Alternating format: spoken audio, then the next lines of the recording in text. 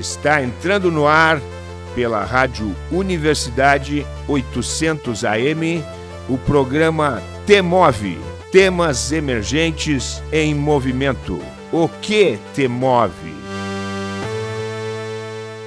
Olá! Está começando mais um programa T-Move, em sua terceira temporada. Eu sou a Maria Aparecida Zolim, pedagoga da Coordenadoria de Tecnologia Educacional e apresentadora deste programa, aqui nos estúdios da Rádio Universidade 800 AM e 107.9 FM. O programa T-Move é um projeto da Coordenadoria de Tecnologia Educacional da UFSM, vinculada à Prograde, Pró-Reitoria de Graduação. O T-Move é um programa de conversas e troca de ideias através de entrevistas semanais com os nossos convidados. Sempre buscaremos temáticas que contribuam para uma educação democrática, dialógica e equânime, bem como uma vida mais sustentável, saudável e feliz. Fique ligado no T-Move. Hoje a nossa conversa é com o professor Gustavo Reis. É um professor entusiasmado que se dedica a mostrar que todo mundo sempre pode aprender mais e ensinar melhor. Formado em Ciências da Computação pela URGS, mestre em Designer Estratégico pela Unicinos, Gustavo é um autoproclamado curioso serial. Esta multiplicidade de interesses se reflete claramente na variedade de temas que explora nos seus eventos, que participa e nas atividades que conduz. No espaço do empreendedorismo, Gustavo é responsável pelo Estude Matemática, uma comunidade de entusiastas da matemática de todas as idades que já reúne mais de 1 milhão de pessoas em 4 propriedades digitais. Professor Gustavo, seja muito, muito bem-vindo no T-Move. É uma alegria tê-lo conosco. Muito obrigado, Cida. A alegria é toda minha. Que bom que estamos juntos novamente, ainda que virtualmente, né? Mas eu já estou com saudade de Santa Maria, já faz tempo que eu não vou. Nós também estamos com saudades. Vai ser um privilégio tê-lo presencialmente aqui. Professor Gustavo, professor, nós temos uma pergunta que é o que dá título ao nosso programa e ninguém escapa. Então, Gustavo, o que te move? Olha, o que me move é basicamente essa inquietude de tentar descobrir qual é a receita ou qual é o segredo, se é que a receita ou o segredo existem, de uma aula boa. O que faz uma aula boa ser boa? O que faz a gente sentar, às vezes, em uma classe comum, em uma sala de aula com um mobiliário simples, e um professor ou uma professora estão lá em cima do estrado, apenas com um quadro negro e giz, e conseguem apresentar uma aula absolutamente encantadora, enquanto às vezes a gente passa por experiências penosas em que as pessoas que estão lecionando contam com todos os recursos que a gente jamais sonhou. A minha curiosidade, o que me move é a busca por respostas para essa pergunta. E o mais irônico é que eu não sei se existe uma resposta. Até agora eu não encontrei nenhuma evidência conclusiva de que existe uma fórmula mágica ou uma receita que a gente possa aplicar universalmente. Mas a busca continua. Com certeza. Eu tenho uma vasta experiência em sala de aula, que antes de eu entrar na universidade, eu trabalhei 22 anos na educação básica.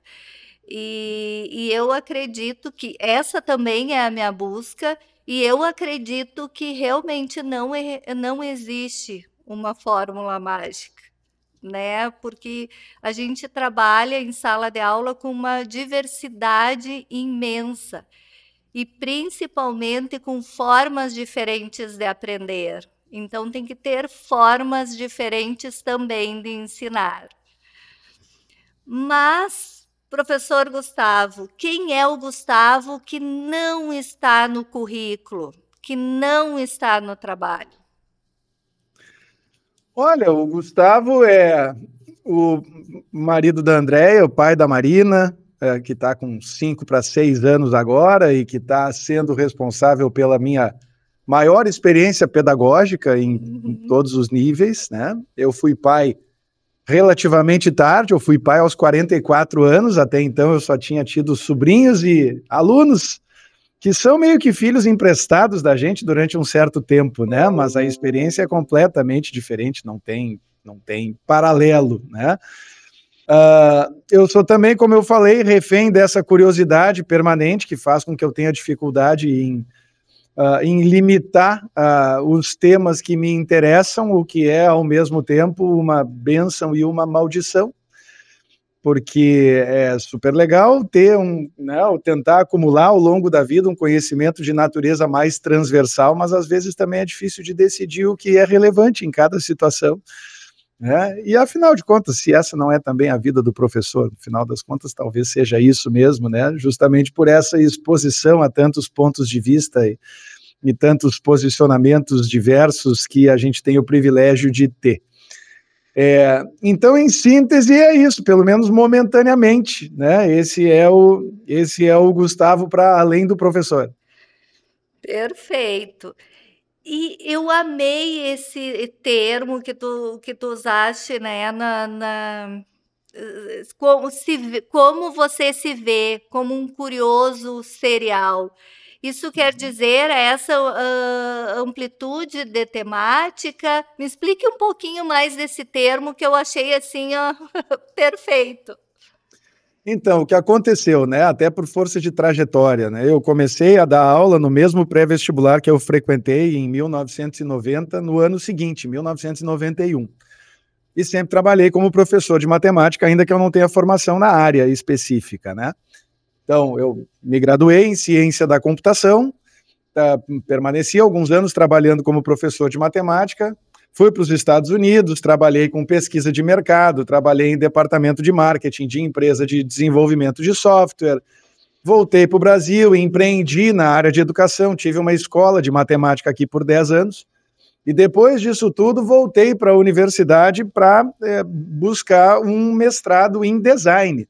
E as pessoas, quando ficaram sabendo disso, disseram: Gustavo, enlouqueceu de novo, né? Primeiro enlouqueceu quando voltou dos Estados Unidos, e agora enlouqueceu para fazer mestrado em design, né? E aí, naturalmente, perguntavam para mim se era design de sobrancelha, se era design de interiores, se eram vários outros designs, digamos assim, que se expandiam para além do design como, enfim, área, né, como ramo da ciência, digamos assim. E dentro do design eu pude dar vazão, então, a curiosidades que eu tinha e que manifestava ao longo da minha prática profissional, mas que não tinha como dar sustentação teórica para aquilo que eu observava, né? Como, por exemplo, por que muitas vezes nós, professores, temos dificuldade em articular o que nós queremos dizer? Por que nem sempre o que a gente diz é exatamente o que a gente queria dizer? Por que nem sempre aquilo que o aluno ouve é interpretado de acordo com a nossa intenção, ao sermos os enunciantes daquela mensagem, né? Até que ponto as questões pedagógicas são impactadas, o que me parecia muito claro, mas, de novo, eu não tinha sustentação, mas as questões pedagógicas eram impactadas pelos relacionamentos entre professores e alunos, entre os alunos entre si, entre professores e gestores, enfim, entre todos os atores que participam dos processos pedagógicos, e qual era a verdadeira relevância, ou qual seria a verdadeira relevância das respostas emocionais na modulação do comportamento dos alunos para a promoção de um comportamento desejável dentro dos processos de aprendizagem. E aí, eu não me refiro a comportamento militarmente desejável, né, no sentido de barriga para dentro, peito para fora, né, preste atenção e faça silêncio, mas de um comportamento propositivo, de um comportamento compatível com aquilo que a gente espera de quem realmente quer aprender né? Então, todas essas curiosidades, elas emergiram durante os meus 2 anos na Unicinos, em 2013 e 2014, e ainda que eu tenha concluído o mestrado em 2015, já faz quase 10 anos, a curiosidade agora permanece em outro nível, né? Em um nível, de fato, de curiosidade serial e transversal, em que eu, né, tento não me preocupar apenas com os objetos pedagógicos em si, ou os objetos cognitivos, né, aquilo que a gente estuda de fato, não só na matemática, mas na computação, no design, enfim, em várias outras áreas, mas também com os outros elementos relacionados às demais dimensões de aprendizagem, né, a comportamental e a emocional afetiva, mais especificamente, e que também tem uma relevância enorme. Que bom que agora eu tenho companhia, né? Não é mais só a minha percepção por trajetória, né, mas é também uma série de autores aí que ao longo do caminho se transformaram nos meus ídolos. Velhinhos todos eles, alguns já se foram, inclusive, mas ainda assim se revelaram meus ídolos, graças a essa experiência mais recente. Então, quem são esses teus ídolos que te inspiram? Olha, alguns, tá? Por exemplo, tem um linguista, eu me encantei muito com a linguística, né? Com as questões relacionadas à significação, ao peso que tem as palavras, aos significados que a gente atribui a elas, que flutuam de acordo com quem diz, inclusive, né? Talvez a maior revelação disso esteja no próprio uso dos pronomes. Toda vez que alguém diz eu, está se referindo a alguém diferente. É uma coisa maravilhosa isso. Mas, por exemplo, Benveniste, né, Emily Benveniste, né, o linguista francês, se transformou em um dos meus ídolos pessoais por toda a sua obra, né, por tudo que escreveu. Um outro francês é o Patrick Charradot, que foi o que enunciou justamente essas questões relacionadas ao que eles chamam de circuito contextual ou mise-en-scène, que é uma palavra maravilhosa, né? Na verdade, uma expressão maravilhosa do francês que a gente usa para isso, e que serve justamente para apontar que, de acordo com o que a gente sabe a respeito de quem são os interlocutores de uma conversa, a gente ajusta naturalmente a nossa linguagem, o nosso comportamento, né? E ele dá um exemplo maravilhoso quando ele fala nisso, num dos artigos de que eu mais gostei, de 2 vizinhos de arquibancada, num jogo de futebol. Esses dois, né, duas pessoas que não se conhecem, são vizinhos de arquibancada, durante o jogo começam a conversar, e xingam o juiz juntos, e reclamam do técnico, e comemoram o gol, abraçados e tudo mais, e até ali o que eles são?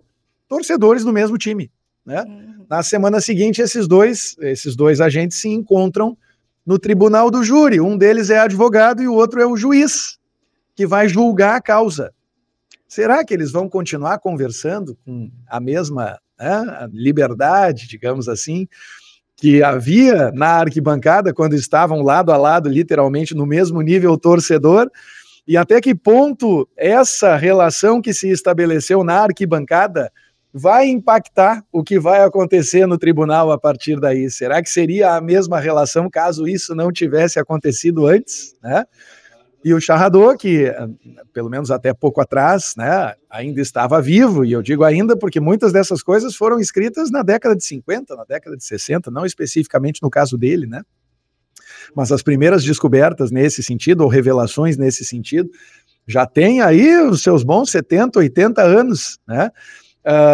E o Charradot, então, está nessa prateleira, né? Na prateleira do Benveniste, da turma da linguística, junto também com o norte-americano John Searle, que, né, fala sobre os atos de fala, né, e sobre a ideia de que tudo aquilo que nós quisermos dizer pode ser dito, mas ninguém garante que as outras pessoas vão entender, porque nós podemos simplesmente inventar uma palavra para descrever um sentimento, para descrever um objeto que ainda não existe, e enfim, né, de cabeça, assim, de imediato, eu diria que o top 3 da minha lista está ocupado por esses, e curiosamente, né, não tem nenhum nome do design especificamente, né, não tem nenhum nome da computação, ainda que a gente possa falar, de repente, no Chomsky, que é meio linha de fronteira entre a computação e a linguística, né? Por toda a questão de semântica formal, toda a questão estruturada que ele propôs também nas suas abordagens, né?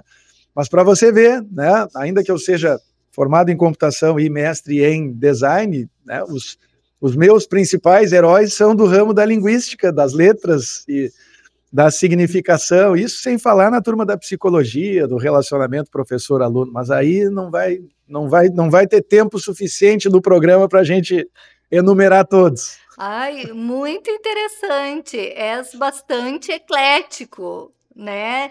E isso é interessante de ouvir de ti, porque essa ideia de que existe fragmentado, que o nosso conhecimento é fragmentado, né?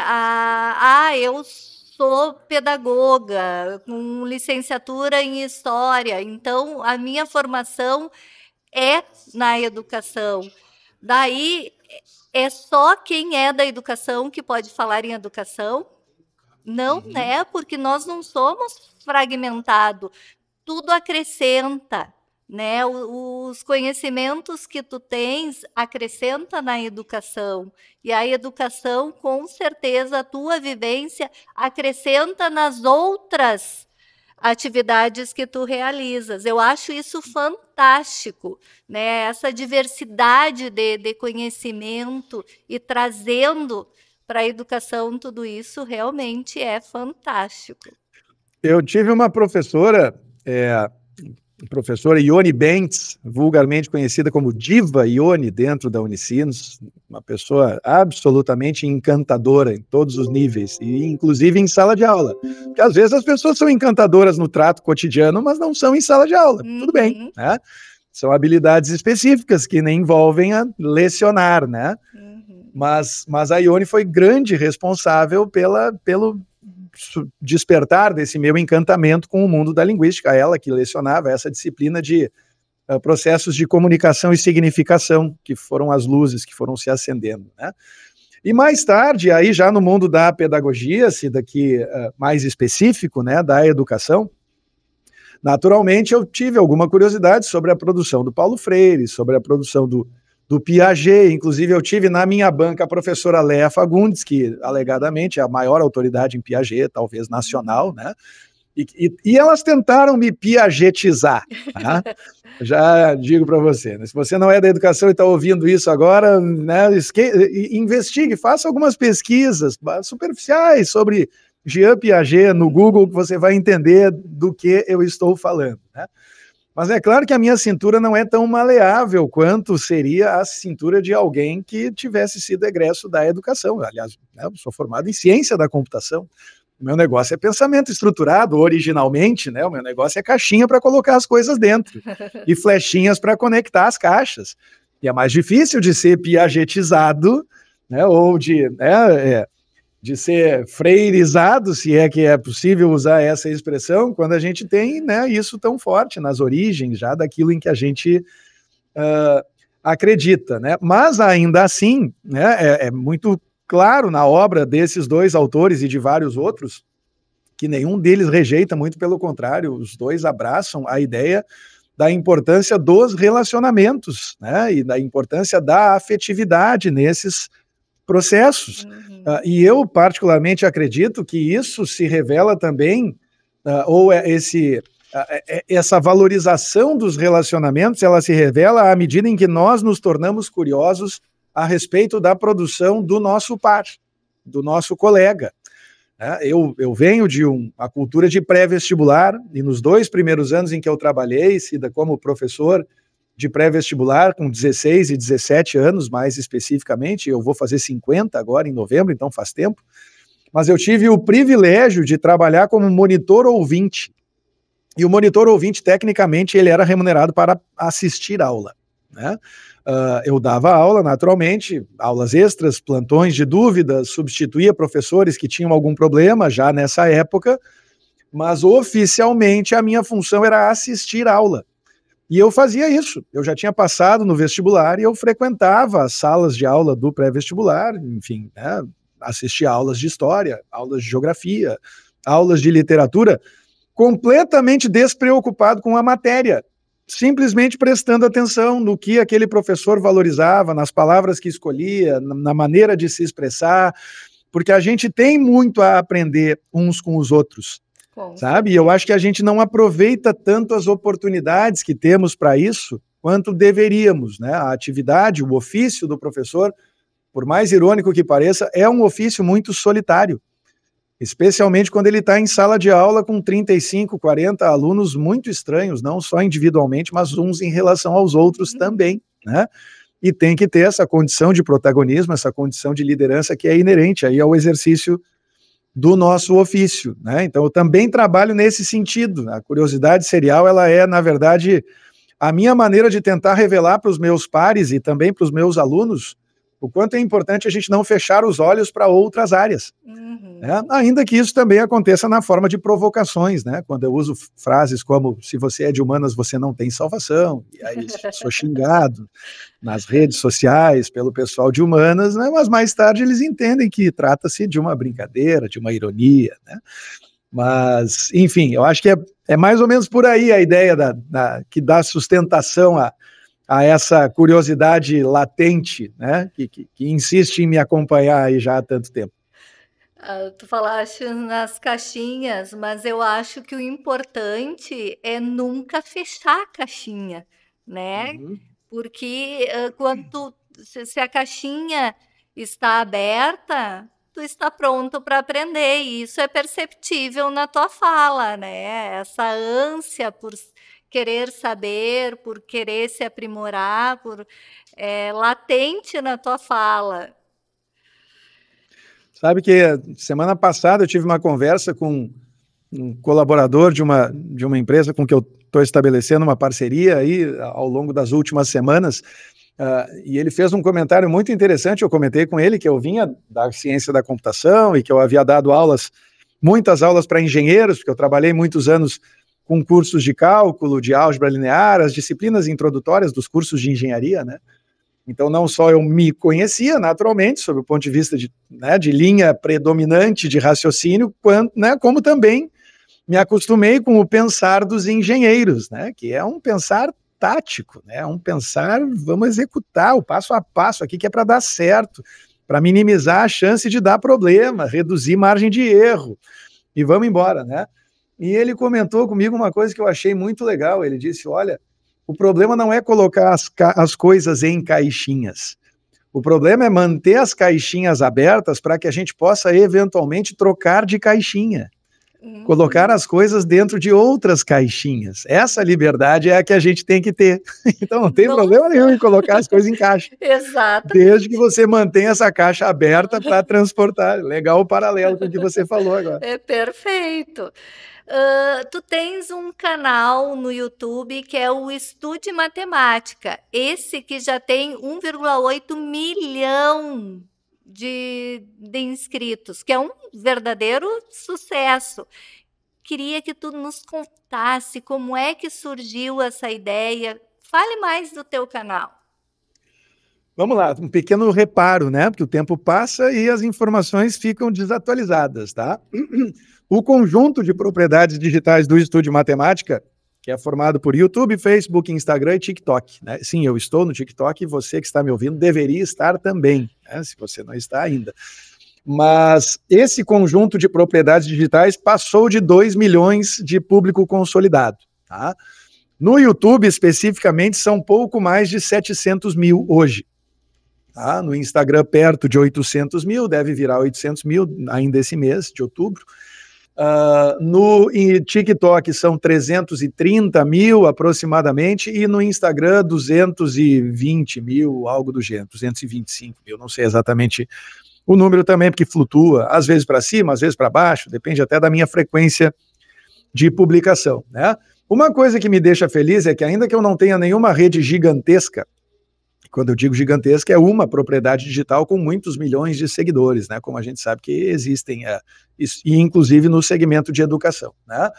Eu, bem ou mal, eu estou conseguindo nutrir 4 delas, né, a um número expressivo de seguidores ou inscritos, né? O nome também muda dependendo da plataforma digital, né? O que é normalmente uma missão espinhosa, porque existem algumas características contextuais que a gente tem que levar em consideração quando a gente se comunica em cada rede. Essas questões não dizem respeito só aos formatos de conteúdo que mudam de uma rede para outra. Certas redes têm mais formatos, têm menos formatos. É vídeo na vertical, curto, longo, é vídeo na horizontal, curto, longo, é carrossel, é post, é story, né?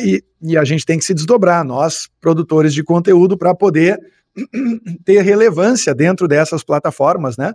E aproveitar as ferramentas que cada uma delas fornece.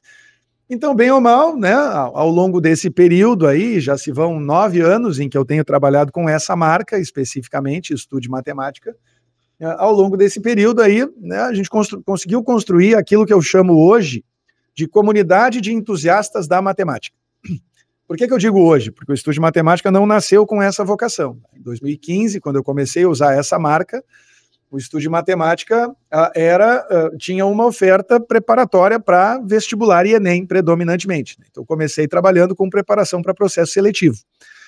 E, ao longo do tempo, porém, eu percebi que as pessoas que estavam se conectando com o Estude Matemática, e eu tinha acesso a isso por intermédio de uma plataforma própria, que as pessoas assinavam para consumir algumas das minhas aulas, essas pessoas, elas não pareciam ter o perfil de público de ingressantes universitários, né, de participantes dos processos seletivos, especificamente vestibular e Enem. E o dado mais evidente era a média de idades dos assinantes da minha plataforma, que não baixava de 25 anos. E eu tinha assinantes de 70 anos, de 75 anos, e eu comecei a ficar curioso para saber, vem cá, o que esse povo está fazendo aqui? Transição de carreira aos 75, vai fazer o Enem de novo? Me parecia improvável, né, essa especulação. E aí chamava alguns para conversar e descobria, não, eu sou professor, Gustavo, assinei, eu gosto das suas aulas e estou buscando estímulos para melhorar as minhas. Ou então, assinei porque eu estou estudando com os meus netos. Eu tenho um neto que está com 12 anos agora, ele gosta de matemática, eu sou engenheiro aposentado e estou sentado estudando com ele. E aí assinei para nós dois estudarmos. Então começaram a vir várias histórias, assim, que foram aos poucos revelando para mim que as pessoas não estavam... Que eu tinha, né, na verdade, mirado no gato e acertado no peixe, né? As pessoas falam uma coisa mais ou menos assim. Eu não sei exatamente o ditado, mas é mais ou menos por aí. As pessoas, elas estavam, de fato, se aproximando do Estude Matemática e prestigiando o meu conteúdo, mas não em função do objetivo que eu havia antecipado. O que, naturalmente, depois, quando eu fui para o mestrado em design, ficou mais evidente ainda. Às vezes isso acontece. A gente erra na persona, a gente erra no avatar, né? A gente produz algo para um perfil de público e descobre que aquilo é mais adequado para outro. Foi exatamente isso que aconteceu no caso do Estude Matemática. Então, os primeiros 3 anos, mais especificamente, foram 3 anos em que havia programação de aulas ao vivo, praticamente todas elas com alguma conexão com o mundo dos processos seletivos, né? Nesse meio tempo, o canal do YouTube surgiu, né? E foi sendo nutrido basicamente a partir das transmissões ao vivo que eu fazia, né? Usando o YouTube como plataforma e fazendo com que fossem abertas e gratuitas em tempo real, de modo que as pessoas só pagavam para assistir ao arquivo de aulas, mas todo mundo que estava conectado enquanto a aula estava acontecendo podia assistir sem nenhum custo, né? O que levou a um crescimento acelerado do Estude Matemática nesse primeiro período, né? E aí, Cida, encurtando a história de lá para cá, veio o ano de 2018, que foi o ano em que eu fechei a minha escola presencial de matemática aqui em Porto Alegre, porque eu não estava mais dando conta das demandas do online, de palestras e de outras coisas que estavam surgindo, né? 2019 foi o ano que a minha filha nasceu, e esses acabaram se revelando, assim, eu chamo hoje eles de 2 anos sabáticos involuntários que eu tive, né? O primeiro em função do fechamento da minha escola e também da produção, digamos assim, porque foi o resultado de um experimento científico, da produção da minha filha em laboratório, né? Que fomos abençoados com um resultado positivo de uma fertilização in vitro em primeira tentativa, os dois, eu e a minha esposa, com mais de 44 anos, então, de fato, foi uma bênção na nossa vida a chegada da Marina, mas, naturalmente, também desestabilizou a vida de um casal com mais de 40 anos que não tinha tido filhos, né? E aí a gente teve que aprender um monte de coisas. Por que eu estou sendo específico nesse ponto? Porque esse foi um período em que eu deixei o Estude Matemática de lado, ele ficou meio latente ali, meio adormecido, né? crescendo sempre, surpreendentemente, mas mais com base nos conteúdos antigos que eu havia publicado e tornado e mantido como públicos liberados para todo mundo, e que ainda eram usados por pessoas que estavam se preparando para vestibular e Enem. Então não era um crescimento explosivo, né, nada notável, mas ainda assim o estudo de matemática continuou tendo alguma atração, né?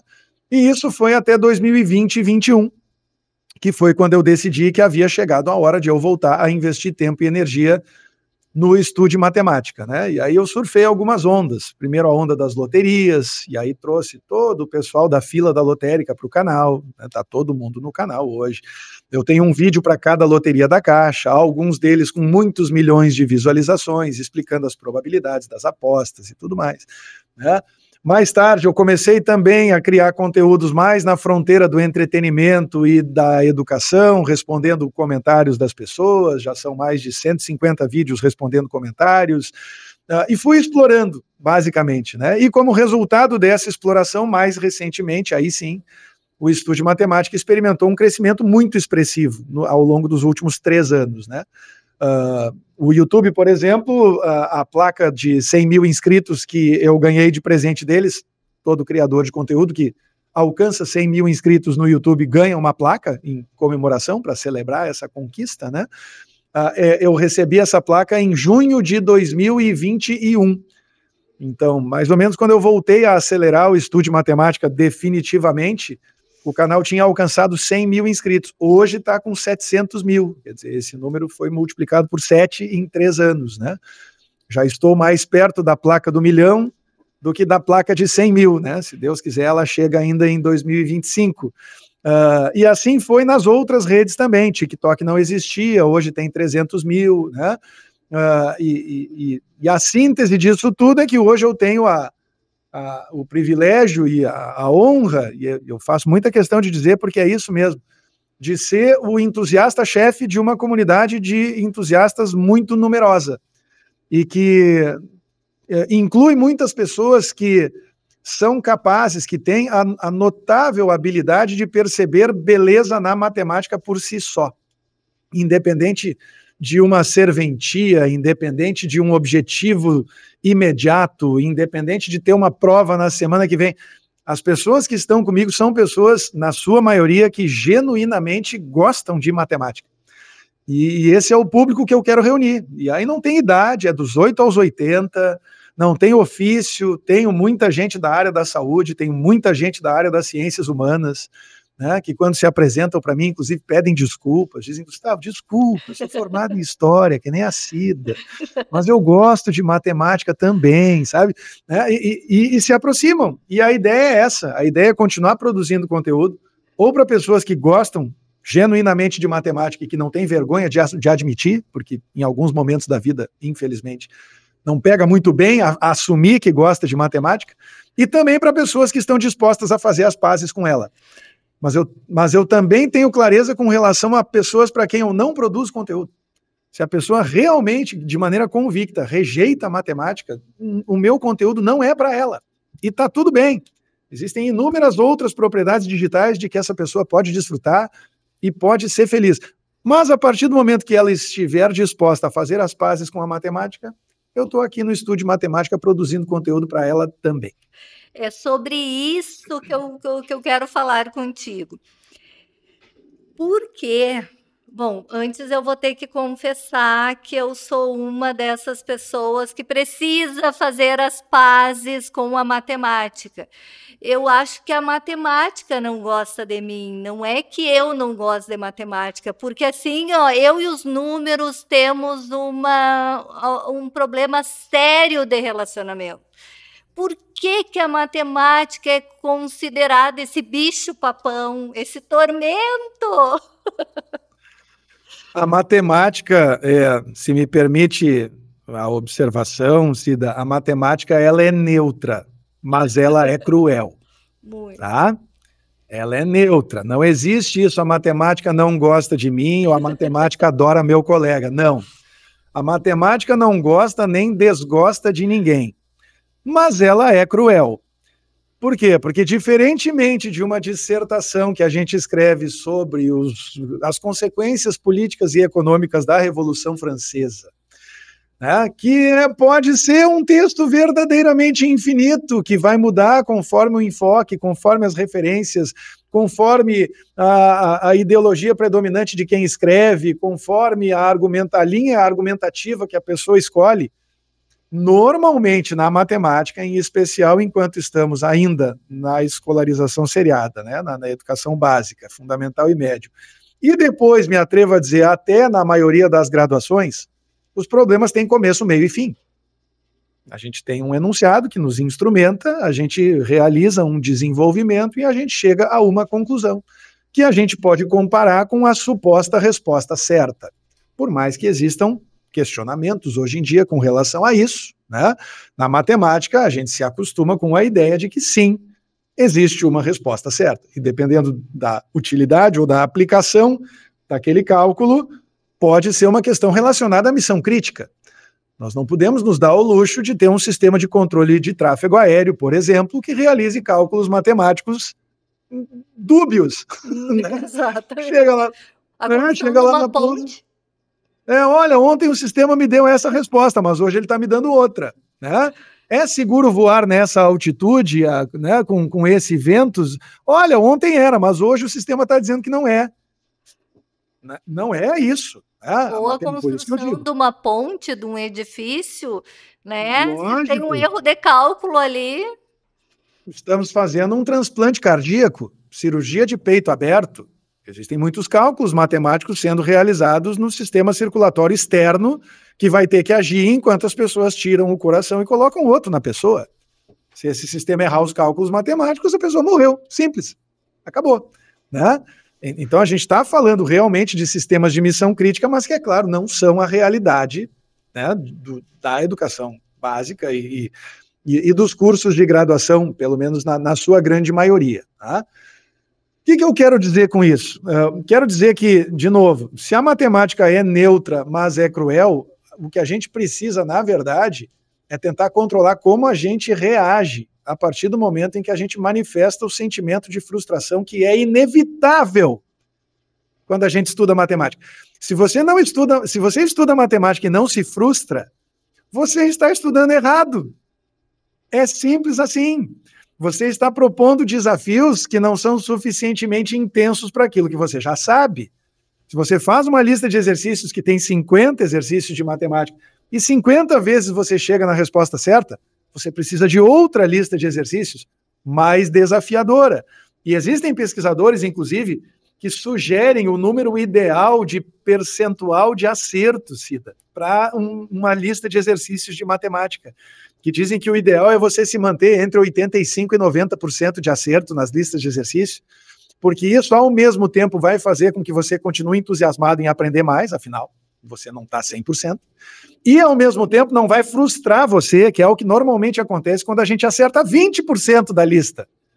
E a gente realmente pensa, como você falou, esse negócio não é para mim, eu tenho um problema de relacionamento com os números. Os números não se relacionam com ninguém. Com ninguém. A matemática é neutra, mas ela é cruel.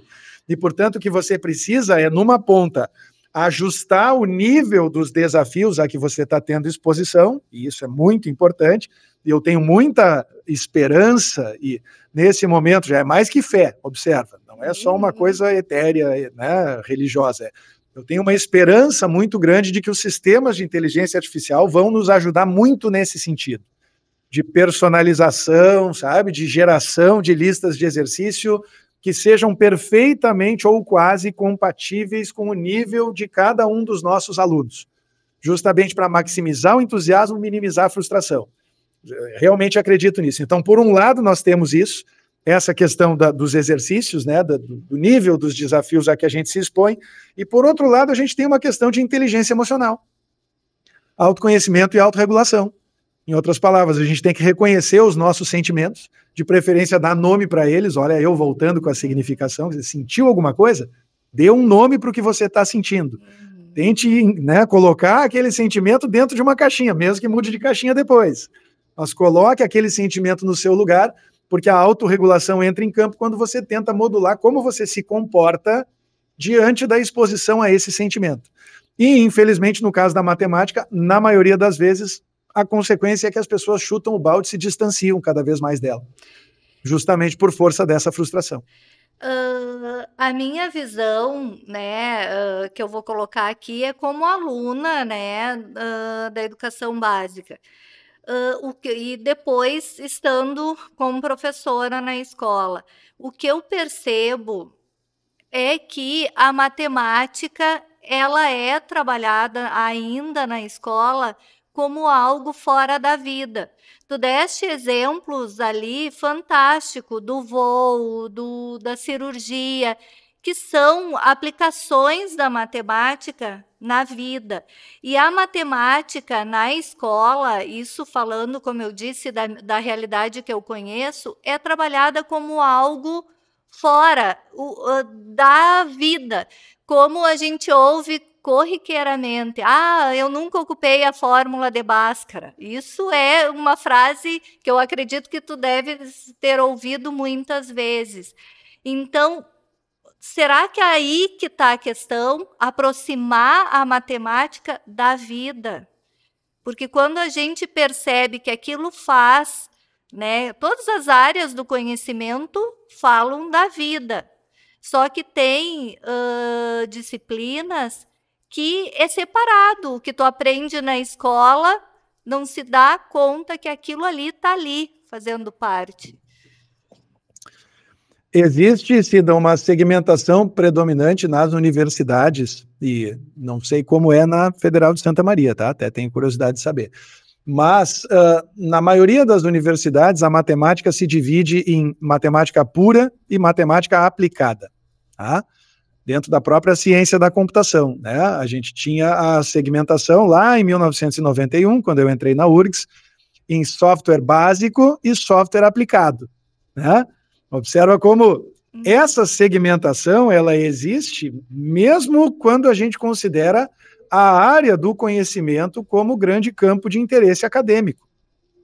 O que significa que, no máximo, o que nós podemos fazer na escolarização seriada, Cida, é tentar ajustar a posição desse pêndulo, é tentar ajustar a amplitude, a frequência com que ele balança para um lado e para o outro. Porque de um lado nós temos a matemática aplicada, do outro lado nós temos a matemática pura. E, infelizmente, a matemática, como se oferece para nós, e levando em consideração os elementos que fazem parte da vida cotidiana da grande maioria das pessoas, e quando eu digo a grande maioria, são aquelas que não têm a matemática como um ingrediente central no exercício dos seus ofícios, tá? Um analista financeiro não vive sem matemática, ele não consegue trabalhar se não usar matemática, né? O engenheiro de petróleo, de óleo e gás, ele não consegue trabalhar se ele não tiver matemática, né? Mas podemos argumentar que um advogado consegue trabalhar sem matemática. Eventualmente ele pode, diante de alguns cálculos mais intensos, contar com a ajuda de um perito ou alguma coisa, né? Alguém para ajudar em determinadas circunstâncias em que a matemática se torna mais relevante.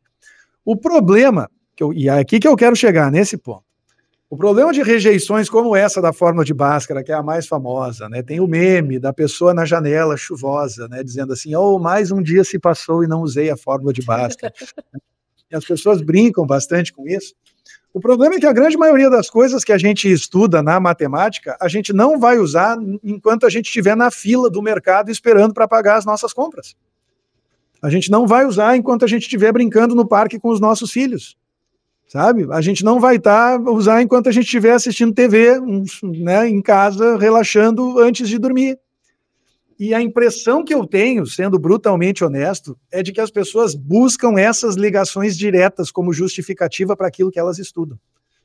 E nesse momento elas esquecem que essa premissa que eu acabei de trazer para você, de que a gente não usa na vida cotidiana a maioria das coisas que a gente estuda em matemática, também é verdade para as outras áreas do conhecimento. A gente não usa as briófitas e as pteridófitas enquanto a gente está cozinhando. A gente não usa, a eletropositividade e os elementos químicos da tabela periódica enquanto a gente está no mercado fazendo as compras. E a impressão que eu tenho é de que as pessoas usam isso, especificamente em relação à matemática, como forma de combater a própria frustração. A matemática gera mais frustração que as outras disciplinas, isso é muito evidente. A rejeição em relação à matemática, ela, se não é maior numericamente falando, ela é no mínimo mais intensa. Quem detesta a matemática faz isso com mais intensidade, ou é mais verbal, né? Ou é mais aberto, mais transparente com relação a esse sentimento. Mas o pau que bate no Chico tem que bater no Francisco também.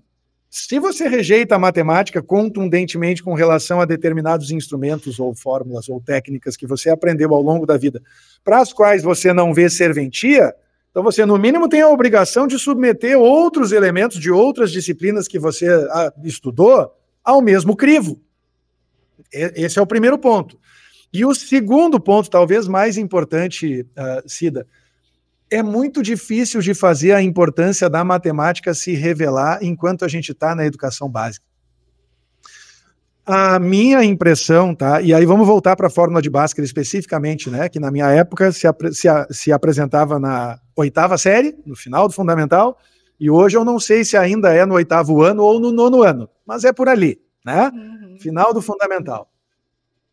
Para mim, tá, que não sou professor de matemática por formação, essa é uma observação empírica, uma observação por experiência. O único sentido de nós estudarmos a fórmula de Bhaskara é nós desenvolvermos rigor nos nossos alunos. A fórmula de Bhaskara tem um lugar específico para você colocar o valor do A, o valor do B e o valor do C. Você tem, número 1, que ser capaz de identificar numa equação de segundo grau quem são o A, o B e o C, de acordo com a sua posição e a sua companhia, os fatores em que eles estão encostados, multiplicando e que, portanto, nos autorizam a identificar os seus valores. E depois disso, você tem que colocar o A no lugar certo, você tem que colocar o B no lugar certo, você tem que colocar o C no lugar certo, e você tem que realizar as operações respeitando a precedência de operadores. Senão vai dar errado. Em outras palavras, nós estamos ensinando os nossos jovens de 12 anos, de 13 anos, a terem rigor. Rigor é uma coisa importante, eu não posso simplesmente, semana que vem, decidir que eu não vou mais usar 2A no denominador da fórmula de Bhaskara, que a partir de agora eu vou usar 3A, ou eu vou usar 3B para ver no que dá. Eu posso ser experimental, mas eu tenho que ter a consciência de que se eu fizer isso, sob o ponto de vista da matemática, lembra? Neutra e cruel, eu vou errar. E nesse ponto da vida é importante a gente saber, minha opinião, talvez enviesada pelo fato de eu ter sido pai recentemente, mas eu acredito que é importante a gente saber que existem regras, que existem limites e que existem coisas que, para serem cumpridas com sucesso, para serem realizadas com sucesso, elas exigem rigor. Simples assim, se não formos rigorosos, não vamos ter o resultado que nós queremos. Lá na outra ponta do espectro, a gente tem o espaço criativo, o espaço de experimentação livre, o espaço maker, né, de tentar e ver as coisas dando errado, e de, eu não diria estimular o erro, porque eu particularmente não gosto dessa premissa, mas de aceitar o erro como parte do processo e trabalhar cada vez mais para errar cada vez menos. Está tudo certo com relação a isso. Mas especificamente no caso da matemática, eu tenho esse incômodo, não é uma dor, mas é um incômodo de ver a matemática apanhar muito mais do que se justificaria, sabe? Existe um bullying com relação à matemática aí que eu me esforço para combater. E também por isso o estudo de matemática deixou de ser preparação para processo seletivo e se transformou em comunidade de entusiastas da matemática. Já teve muitos que eu consegui converter. Tive, muitos. Eu concordo contigo que nem tudo que a gente aprende na escola tem uma aplicabilidade, né? Mas vou ter que colocar um mas, que o que eu falei de apartar os conteúdos da vida é que muitas vezes não é falado o que faz parte da vida. Posso não aplicar a fórmula de Bhaskara especificamente. Isso eu digo a partir de uma experiência. A única coisa que eu lembro da matemática no ensino médio foi que a gente saiu para o pátio calcular a circunferência das floreiras que tinham na escola. Aí que entendemos o pi. Então, assim, ó, a importância de mostrar que a matemática, ela é vida. Eu, na história, não sei se a matemática não, assim, acompanha a história, porque a história também é considerada chata, também tem muito bullying com o professor de história. Mas pode ser que ele viva muito bem sem saber lá sobre a Segunda Guerra Mundial, por exemplo. Mas ele precisa entender que tudo tem uma história, que o que nos constitui hoje, porque tem um passado. Como nós pensamos hoje, tem um passado. Então, eu acredito que quanto mais vida a gente levar para a escola, mais a aprendizagem vai acontecer. Então, é nesse sentido que eu acho que não tem como separar. As coisas não são fora da gente, elas estão na gente, né? Eu entendo isso, Cida, e eu acredito que isso possa ser verdade na história, especificamente, que se ocupa naturalmente, né, de estudar os fenômenos do passado para entender melhor o presente e tentar antecipar o futuro. Assim eu percebo, né? Posso estar redondamente enganado que não sou da área. Mas a verdade é que em matemática isso não é verdade. Existem muitas coisas em matemática que a gente estuda e que não encontram paralelo. Mas o aluno ele precisa saber que está lá.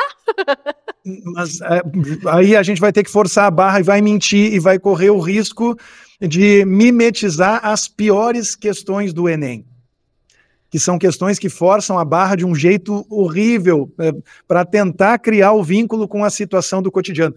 Quando a gente olha para os objetos do Enem, lá para a matriz de competências do Enem, né, com as suas competências e habilidades, nas competências de matemática, que são 7, em pelo menos 3 ou 4 delas existe uma habilidade que força o vínculo com a situação do cotidiano. E é justamente por isso, Cida, que na prova de matemática do Enem você não vai encontrar jamais uma questão do tipo, considerando que esse cilindro tem altura 4 centímetros e raio da base 3 centímetros, seu volume é letra A, letra B, letra C, letra D, letra E. Essa mesma questão vai ser assim, ó. Dona Gertrudes tem uma confeitaria em um bairro movimentado da cidade de Santa Maria. Ela produz docinhos em formato cilíndrico, docinhos de gelatina em formato cilíndrico para uma festa de aniversário que vai ter a decoração do Baby Shark. Chega uma hora que o aluno está cortando os pulsos, ele não aguenta mais, porque está havendo uma contextualização forçada, uma aderência forçada a uma situação do cotidiano, que não é realidade no mundo da matemática. No caso específico da matemática, e aí talvez seja interessante a gente instrumentar os professores para que eles estejam preparados para isso, existem inúmeras situações em que a gente estuda determinados conceitos e determinadas ideias quase que exclusivamente por questões estéticas. A estética das ideias, a beleza das ideias. Como é que o Isaac Newton conseguiu chegar num raciocínio como esse, matematicamente falando, em 1600 e cacetada, dentro do estábulo da propriedade rural da família, sem contato com outros seres humanos? Sabe, tem certas pessoas que, quase que por um talento natural, né, quase que organicamente, manifestam essa habilidade, a habilidade de reconhecer a beleza das ideias. E a beleza das ideias é do que se ocupa a matemática pura. E eu volto para a minha observação original. Na matemática, nós temos essa segmentação entre matemática pura e matemática aplicada. E a menos que a gente decida, não, olha aqui, ó, a partir de agora, no ensino fundamental, no ensino médio e nas graduações, a gente vai trabalhar só matemática aplicada. A gente não vai mais trabalhar matemática pura. A gente não tem saída. A gente tem que apresentar certos conceitos, certas ideias, certas pautas que não vão ter conexão com o mundo real. E se você apresentar essa conexão, você corre o risco de despertar a rejeição de sinal trocado, que não é uma aceitação, é só o outro espectro da rejeição. Existe a rejeição em que se afirma assim, isso não serve para nada, e esse professor não me disse qual é a serventia disso. E existe a outra rejeição em que o aluno ouve o que o professor diz e diz, mas esse professor está viajando demais. Isso não tem nada a ver com o mundo real, forçou essa conexão.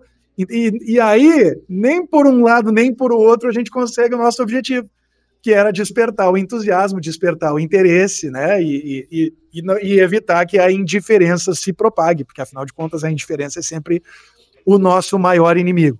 Então, quero só com isso pontuar que, sim, nós estamos concordando violentamente, mas cada um no seu quadrado.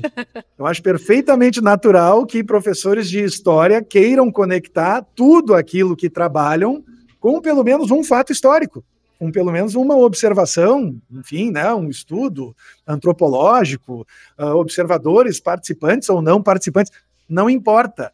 Mas na matemática, Cida, a gente tem que convencer as pessoas, muitas vezes, de que as coisas têm que ser estudadas simplesmente porque são. Simplesmente porque existem, porque alguém pensou daquele jeito e conseguiu elevar o nível cognitivo da humanidade a partir daquele raciocínio, sem ter que conectar com o que acontece dentro do transistor do iPhone, ou, sabe, dentro da cabine do piloto, da linha aérea. Não, a matemática pela matemática, que é justamente no objeto de estudo de que se ocupa a matemática pura, tá? Então você já percebeu. Eu não rejeito o utilitarismo, eu só rejeito a exclusividade do utilitarismo. Eu acho que nem tudo precisa ter uma explicação tangível, cotidiana, uma justificativa 7 níveis na frente para a gente tentar despertar o interesse do aluno. Às vezes a gente tem que sentar com ele e dizer assim, duvido que você entenda isso aqui. Olha só, você não está precisando enunciar nenhum teorema, você não está precisando provar nada, eu só duvido que você entenda. Eu não vou descansar enquanto você não entender. Bom, professor Gustavo, eu acho que nós precisaríamos mais algumas horas para continuar essa conversa que está muito interessante e realmente eu gostaria de continuar e continuar apresentando o meu ponto de vista também e ouvi-lo principalmente.